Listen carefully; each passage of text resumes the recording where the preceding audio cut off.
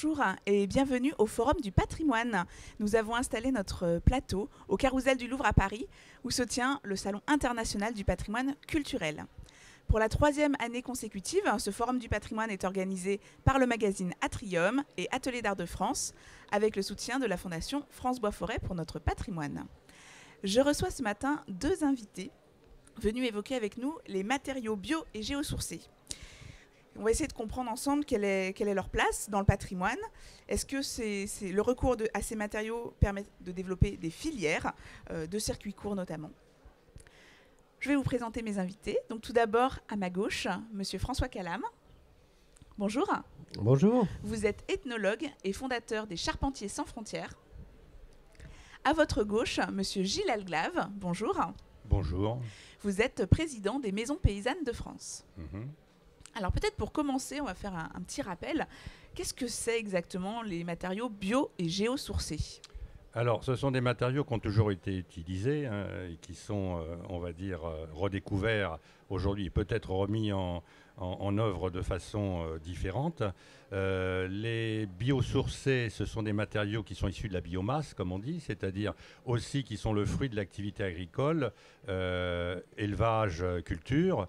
Donc tout ce qui est végétal, ça peut être par exemple le lin, ça peut être le chanvre, ça peut être le bois, tout ce qui pousse, ou le poil animal, la laine de mouton, enfin voilà. Ça, c'est le biosourcé qui repose sur la vie. Et le géosourcé, comme le préfixe le laisse supposer, c'est tout ce qui est issu du sol. Donc c'est le minéral. Alors quand on parle de minéral, on pense forcément à la terre, au sable, etc.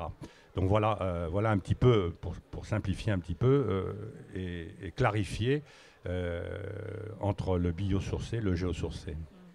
Ce sont des matériaux qu'on redécouvre, qui sont nouveaux.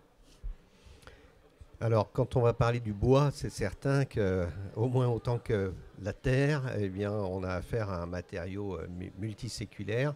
Et ce qui nous intéresse, ce qui nous préoccupe aujourd'hui plus particulièrement, c'est de s'apercevoir ou de redécouvrir que cet environnement végétal dans lequel nous vivons, qui est notre écrin, c'est aussi notre meilleur ami en matière de construction.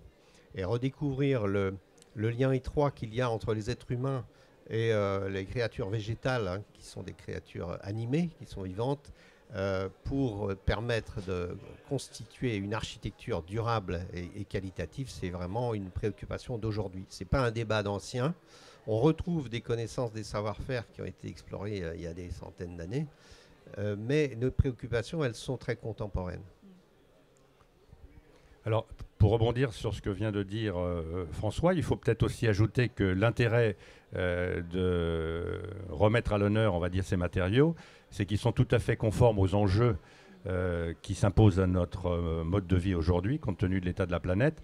Ce sont des matériaux, en particulier le bois, dont tu viens de parler, qui stockent le carbone. On sait qu'aujourd'hui, on a des objectifs draconiens. On est d'ailleurs très en retard sur...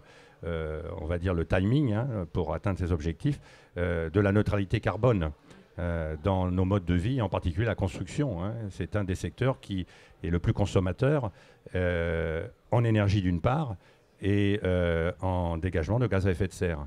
Donc ces matériaux ont un intérêt évident. Ils sont vraiment dans la logique du développement durable. Et pour revenir sur la notion de durable et de durabilité, il faut considérer qu'ils existent au-delà de l'âge des maisons, qui est déjà relativement important quand on parle du bâti ancien, depuis des siècles pour le bois. La plupart des maisons en bois, c'est du temps pour arriver à donner cette matière. Le chêne en particulier, il faut du temps. Donc c'est des siècles, minimum 2 siècles. Et pour les autres matériaux, les géosourcés, c'est des milliers, voire des millions d'années. Donc on a déjà, on va dire, dans ces matériaux, une durabilité qui montre qu'on est déjà dans le durable. Voilà. Donc ça, c'est important à dire parce qu'on n'est pas dans l'obsolescence programmée, qui aujourd'hui est le maître mot. On est vraiment dans le durable, avec tout ce que cela signifie. Donc le patrimoine, puisqu'en fait c'est le cœur de nos objectifs d'action, est véritablement, a dans son ADN la durabilité et le développement durable. Alors je voudrais prolonger le propos de Gilles Algave, s'agissant notamment donc, du bois de charpente. Notre cœur de métier, c'est la Charpentier sans frontières. Je voudrais insister sur le regard particulier que nous avons proposé depuis 30 ans, puisque cette année nous fêtons les 30 ans de l'apparition de ce mouvement. C'est que nous proposons une relecture de cette ressource boisée comme étant une ressource de proximité. C'est-à-dire qu'on s'inscrit complètement dans une approche distincte des grands mouvements d'importation des bois du Nord ou des circuits extrêmement coûteux à tout point de vue, y compris et surtout sur le plan énergétique, qui fait qu'aujourd'hui on construit beaucoup en bois, mais quand vous étudiez la traçabilité de vos produits, vous allez découvrir que sous un habillage écologique, vous cautionnez en fait des pratiques qui, en termes environnementaux, sont loin d'être vertueuses. Nous, au contraire, nous préconisons l'emploi d'une ressource locale, c'est-à-dire d'un matériau de proximité, qui très souvent se trouve à quelques centaines de mètres ou à quelques kilomètres, avec bien sûr la complicité des exploitants forestiers, des experts forestiers. Nous travaillons souvent avec l'ONF, qui sont un vivier extraordinaire qui est propre à la France depuis la politique de Colbert et probablement bien avant. Et nous avons réinstauré une complicité entre le charpentier et le forestier. Complicité qui avait disparu dans les dernières décennies. Si je vous dis simplement qu'un charpentier classique aujourd'hui est incapable d'aller choisir son bois en forêt, ça va vous paraître une évidence. De la même manière, un forestier n'a jamais vu un charpentier, ils ne se rencontrent pas. Or, aujourd'hui, c'est une pratique qu'on peut complètement encourager, qui a aujourd'hui rencontre beaucoup de succès de la part notamment des jeunes charpentiers, des jeunes charpentières. C'est une profession qui se féminise et qui est complètement dans le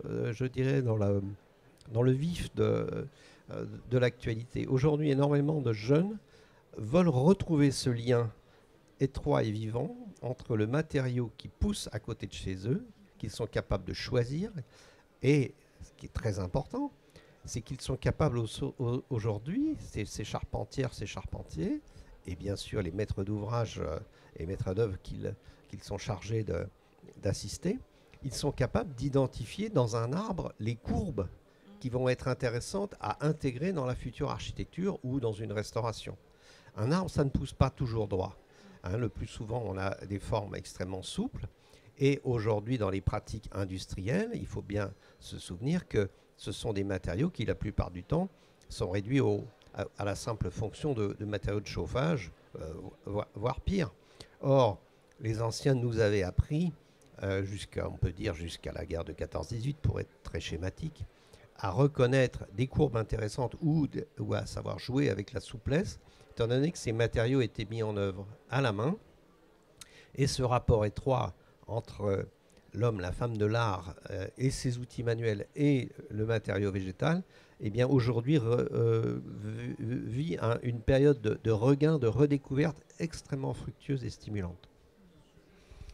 Alors, pour rebondir un petit peu sur cet aspect-là que vient de développer François, je dirais qu'effectivement, le côté économie circulaire est aussi un élément qui est recherché dans le recours à ces matériaux qui sont le fruit, on va dire, du travail, je l'ai dit tout à l'heure, des gens qui habitent un territoire agricole, qui travaillent, qui y vivent et qui vont donner du sens, on va dire, aux efforts que suppose leur métier en produisant des produits, non seulement pour nourrir, puisque ça a été la fonction première de nos paysans, mais aussi aujourd'hui pour construire. Donc ça va au-delà. Donc il y a toute une logique de mise en concertation et en relation avec les habitants d'un territoire et une sorte d'éducation du consommateur qui devient aussi un consomme-acteur.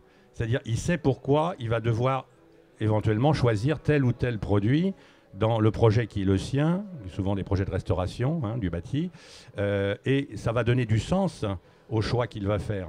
Non seulement c'est bon pour sa maison, puisque ça on va l'expliquer, les matériaux sont tout à fait compatibles avec les logiques constructives et les matériaux qu'utilisaient déjà les anciens, et c'est bon aussi pour la planète et pour le territoire qui va vivre et qui va bénéficier, on va dire, de filières qui vont émerger.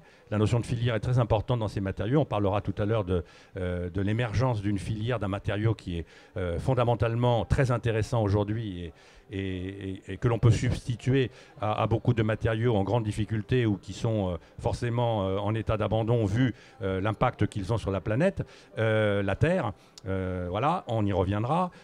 Donc ça, c'est le bénéfice aussi de, on va dire, cette dynamique autour des matériaux bio ou géosourcés. Hein. Est-ce que vous pouvez nous en dire un petit peu plus sur la compatibilité de ces matériaux justement dans la restauration du patrimoine ? Alors, c'est la grande question, et aujourd'hui, c'est vraiment ce sur quoi nous insistons, c'est qu'on n'a pas pris conscience qu'il y avait un avant et un après, une date pivot qui est importante, qui est 1948.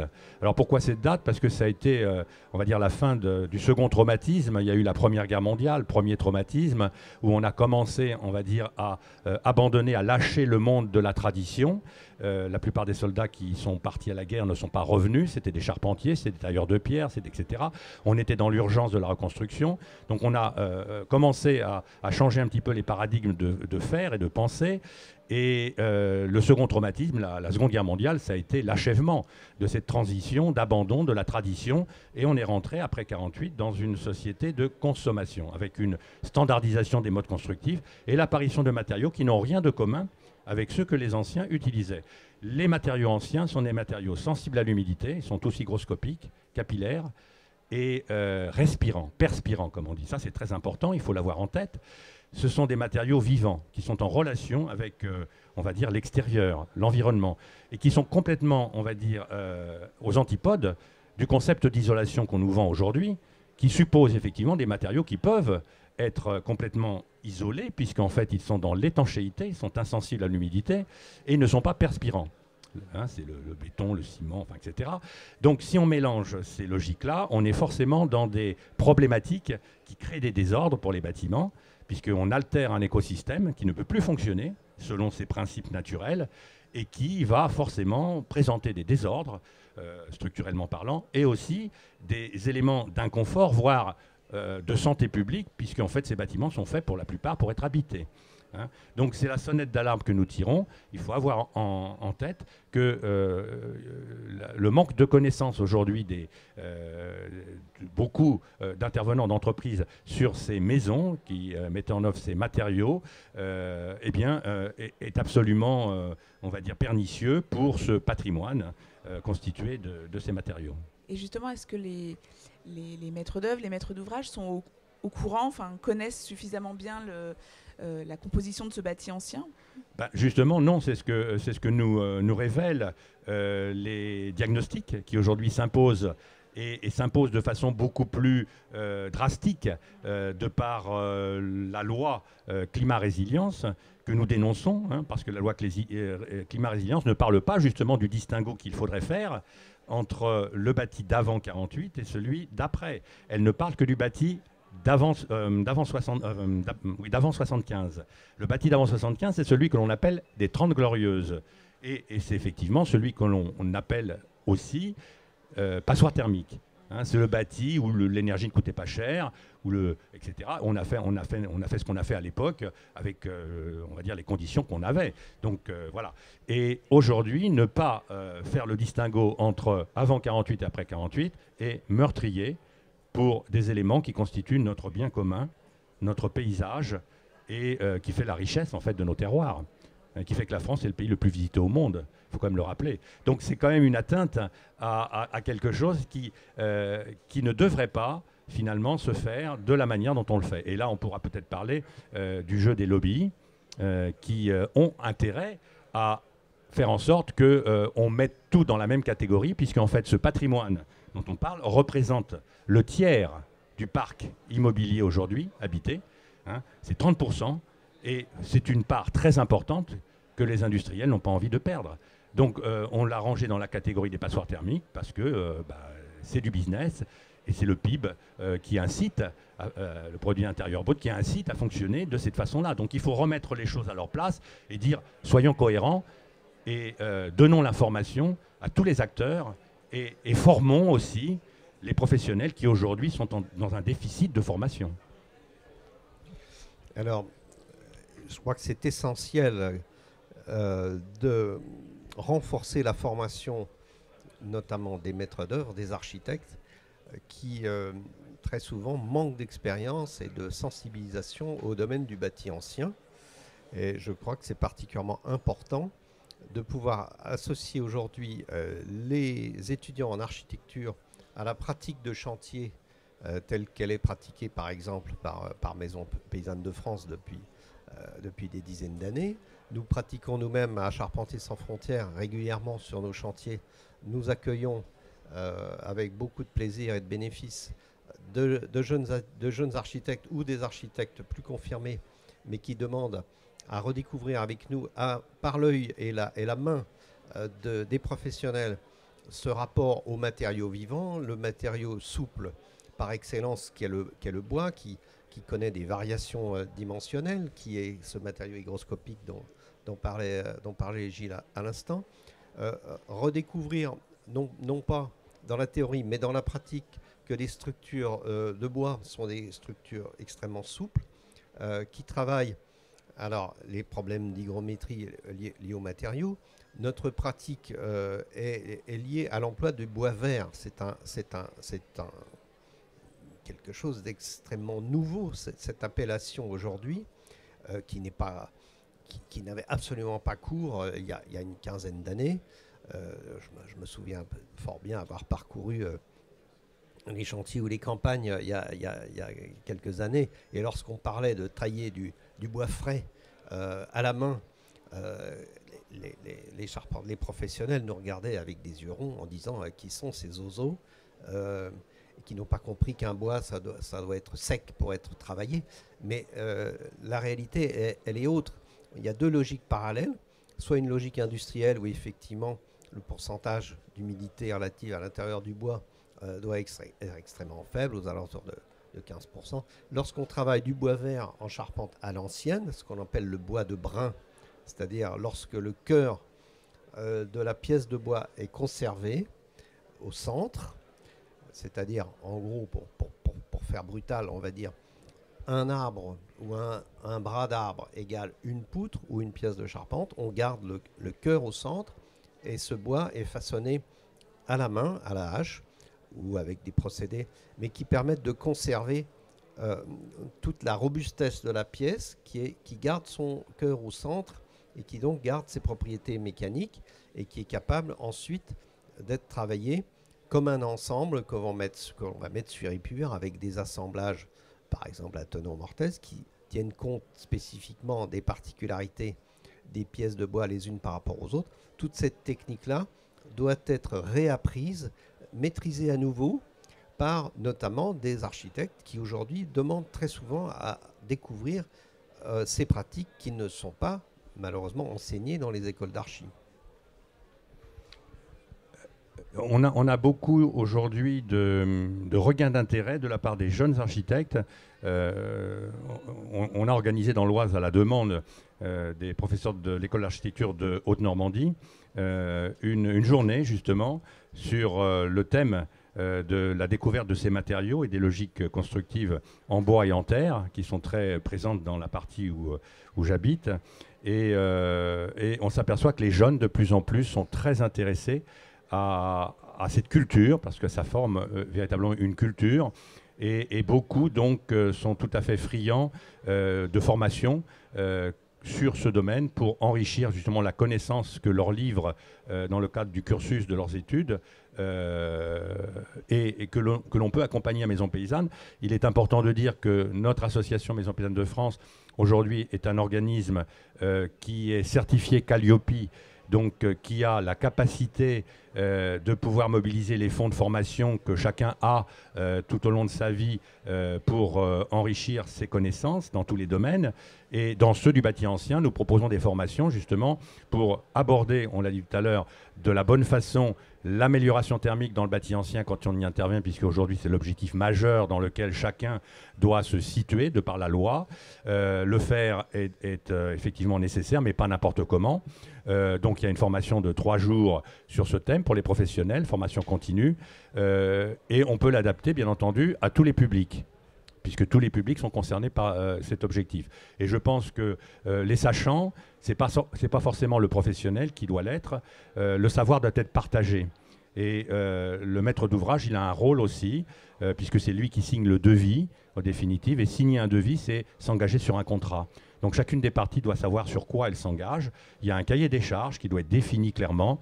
Et moi, je fais aussi une formation sur la lecture des devis, en disant qu'il y a des devis qui sont des devis clairement ouverts vers l'aventure et tous les risques potentiels parce qu'ils sont vides, il n'y a pas de précision, il y a simplement des prix, mais on ne sait pas ce qu'il va y avoir qui justifie le prix. Donc je dis il faut revoir ces devis, il faut les sécuriser et à partir de là, on a quelque chose déjà qui est une base sur laquelle on peut être déjà tranquille parce que s'il se passe quelque chose qui n'est pas normal, qui n'a pas été respecté, on peut aller devant le juge et on aura raison. Hein. Par contre, si le devis est vide, il n'y a aucun problème, ça peut durer très longtemps et on n'aura pas raison. Donc ça, c'est un premier point. Et ce regain, on va dire, de la jeunesse vis-à-vis de ces matériaux est tout à fait encourageant pour nous, association qui est animée par des gens qui sont passionnés mais qui vieillissent. Hein, et on a besoin de sang nouveau. Et je pense que l'écologie, c'est avant tout, c'est l'affaire de tous les humains aujourd'hui, mais c'est en priorité celle des jeunes, hein, parce que l'avenir leur appartient. Et beaucoup ont compris qu'il fallait qu'ils soient, on va dire, actifs, peut-être un peu plus que les autres, qui se disent, oh bon, après moi, la fin du monde, hein, etc. Donc voilà, on est là-dedans, donc je pense que c'est important. On reçoit des étudiants des écoles d'architecture, mais aussi des arts décoratifs, qui s'intéressent de plus en plus à ces matériaux, parce qu'on peut en parler. Ça fait aussi partie des éléments qui peuvent rentrer dans la maison. Le géosourcé, par exemple, donc la terre, hein, c'est un matériau qu'il faut absolument promouvoir pour remplacer les peintures et autres décors qui sont très coûteux à fabriquer, hein, qui ont un bilan carbone et un bilan en énergie grise, un cycle de vie très coûteux, qui sont aussi chargés de COV, de composés organiques volatiles, qui sont très dangereux pour la santé, cancérogènes. Donc la Terre a en plus cette capacité, donc, elle est belle, on peut trouver des couleurs très intéressantes en allant chercher des terres là où elles se trouvent, il y en a partout, et les mettre en scène dans sa maison, c'est pas simplement dans le but de l'esthétique, c'est aussi de permettre à l'air d'être beaucoup plus sain, puisqu'en fait on va profiter des qualités de régulation hygrométrique qu'apporte la terre. C'est un matériau qui fait que dans une maison, qu'elle soit moderne d'ailleurs ou qu'elle soit ancienne, on n'aura pas de problème d'humidité, puisqu'en fait, la vapeur d'eau va être captée par la terre naturellement. Il n'y aura pas de condensation, il n'y a pas de déphasage, comme il peut y avoir sur une paroi froide, peinte, ou etc., qui crée des problèmes de santé, on l'a dit, moisissures et compagnie, avec une qualité de l'air qui devient de plus en plus mauvaise, voire beaucoup plus mauvaise que celle de l'air extérieur. Hein. On dit qu'en moyenne, l'air de nos maisons, c'est 8 fois plus pollué que l'air extérieur, par tous les solvants, les peintures et autres colles synthétiques et qui font partie aussi de la vie quotidienne et des meubles, des modes de fabrication, etc. Donc on est vraiment dans quelque chose qui touche tous les publics, y compris ceux qui sont dans la modernité. La terre est un matériau moderne. Il suffit de le décliner de façon moderne et on pourra parler de l'innovation en la matière. On peut innover avec des matériaux qui sont plurimillionnaires d'existence. L'âge de la Terre, hein, c'est incalculable et c'est un matériau qui n'est pas obsolescent aujourd'hui. Vous évoquiez tout à l'heure le regain d'intérêt des jeunes justement pour ces matériaux bio et géosourcés.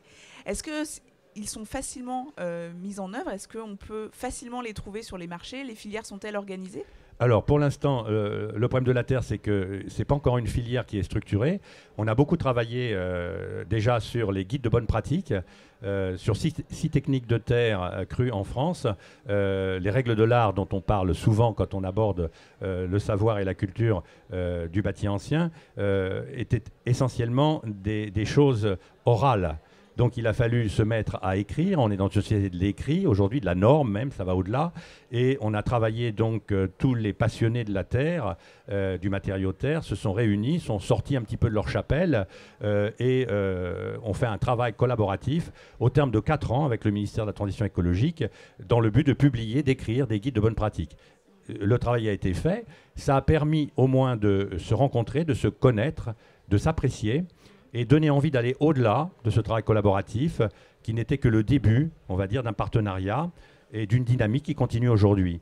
Il y a une confédération de la terre crue qui s'est créée. Maison Paysanne est à l'initiative et a été un des membres fondateurs de cette confédération.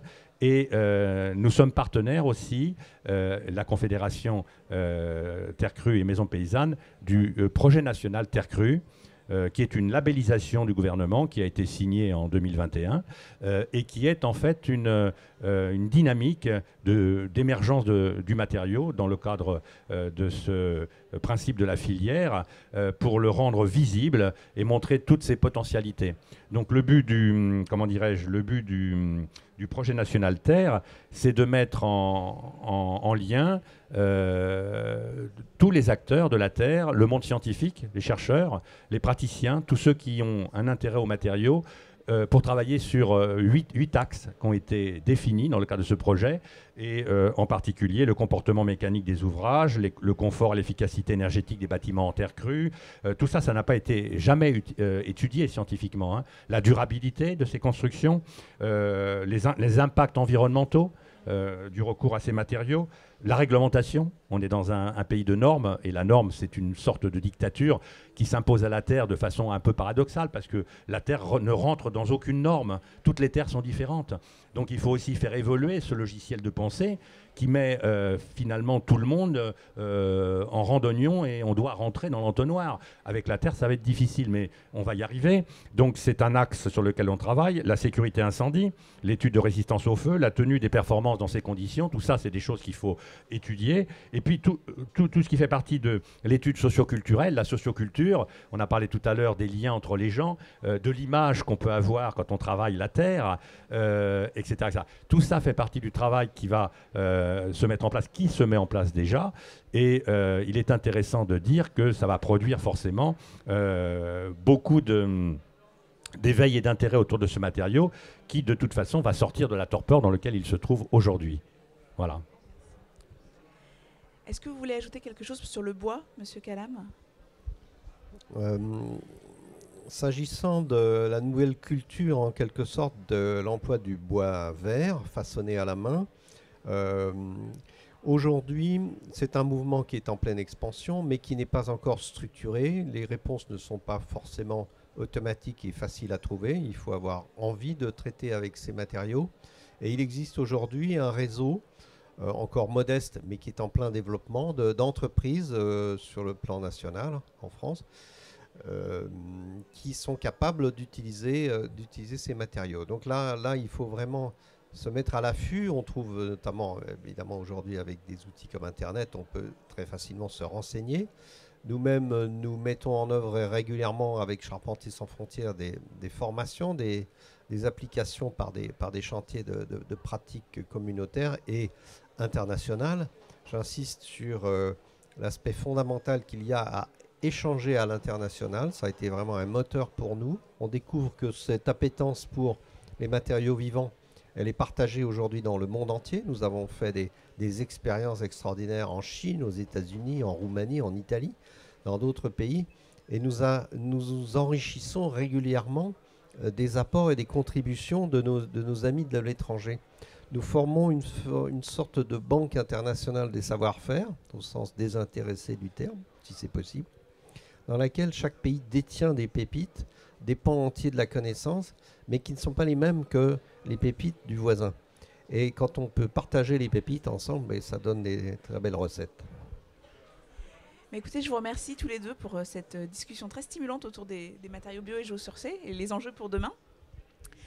Je vous invite à retrouver cette émission ainsi que toutes les autres tournées au cours du Forum du patrimoine sur notre site, le site Atrium, ainsi que sur celui de nos partenaires, Atelier d'Art de France et la Fondation France Bois Forêt. Merci et à bientôt.